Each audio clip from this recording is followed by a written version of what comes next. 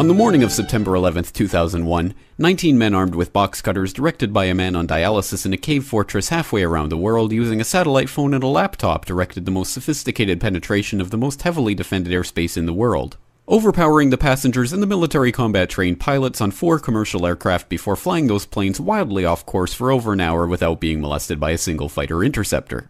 These 19 hijackers, devout religious fundamentalists who like to drink alcohol, snort cocaine, and live with pink-haired strippers, managed to knock down 3 buildings with 2 planes in New York, while in Washington a pilot who couldn't handle a single-engine Cessna was able to fly a 757 in an 8,000-foot descending 270-degree corkscrew turn to come exactly level with the ground, hitting the Pentagon in the Budget Analyst Office where DoD staffers were working on the mystery of the $2.3 trillion that Defense Secretary Donald Rumsfeld had announced missing from the Pentagon's coffers in a press conference the day before, on September 10th, 2001.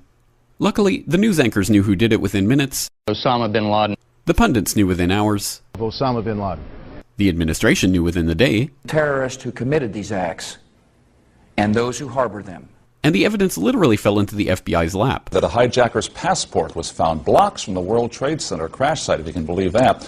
But for some reason, a bunch of crazy conspiracy theorists demanded an investigation into the greatest attack on American soil in history. That investigation was delayed, underfunded, set up to fail, a conflict of interest, and a cover-up from start to finish.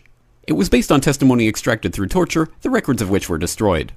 It failed to mention the existence of WTC-7, Able Danger, P-TECH, Sibel Edmonds, OBL and the CIA, and the drills of hijacked aircraft being flown into buildings that were being simulated at the precise same time that those events were actually happening.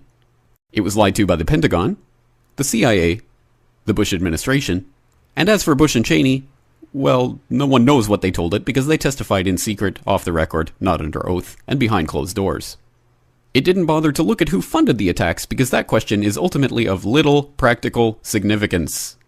Still, the 9/11 Commission did brilliantly answering all of the questions the public had, except most of the victims' family members' questions, and pinned blame on all the people responsible, although no one so much as lost their job, determining the attacks were failure of imagination. Because Nobody in our government, at least, and I don't think the prior government that could envision flying airplanes into buildings.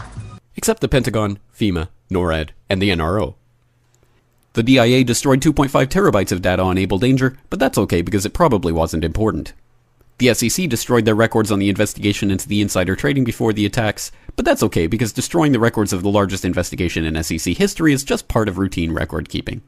NIST has classified the data that they used for their model of WTC-7's collapse, but that's okay because knowing how they made their model of the collapse would jeopardize public safety. The FBI has argued that all material related to their investigation of 9/11 should be kept secret from the public, but that's okay because the FBI probably has nothing to hide. This man never existed, nor is anything he had to say worthy of your attention, and if you say otherwise, you are a paranoid conspiracy theorist and deserve to be shunned by all of humanity. Likewise him, and her. And her, and him. Osama bin Laden lived in a cave fortress in the hills of Afghanistan, but somehow got away. Then he was hiding out in Tora Bora, but somehow got away. Then he lived in Abbottabad for years, taunting the most comprehensive intelligence dragnet employing the most sophisticated technology in the history of the world for a decade, releasing video after video with complete impunity and getting younger and younger as he did so, before finally being found in a daring SEAL team raid which wasn't recorded on video, in which he didn't resist or use his wife as a human shield, and in which these crack special forces operatives panicked and killed this unarmed man, supposedly the best source of intelligence about those dastardly terrorists on the entire planet. Then they dumped his body in the ocean before telling anyone about it. Then a couple dozen of that team's members died in a helicopter crash in Afghanistan. This is the story of 9/11, brought to you by the media which told you the hard truths about his head could be seen to move violently forward. And they took the babies out of the incubators.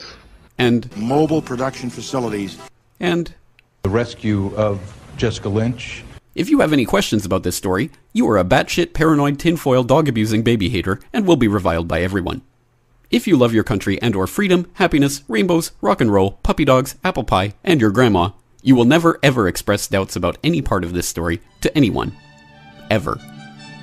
This has been a public service announcement by the Friends of the FBI, CIA, NSA, DIA, SEC, MSM, White House, NIST, and the 9/11 Commission. Because ignorance is strength.